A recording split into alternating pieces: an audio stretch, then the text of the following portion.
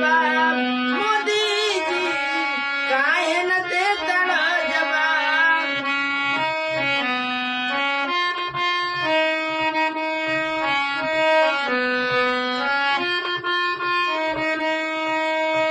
हेरा फेरी अब चल नहीं पाई हो, भाजपा के हो जाई जर से सफाई हो।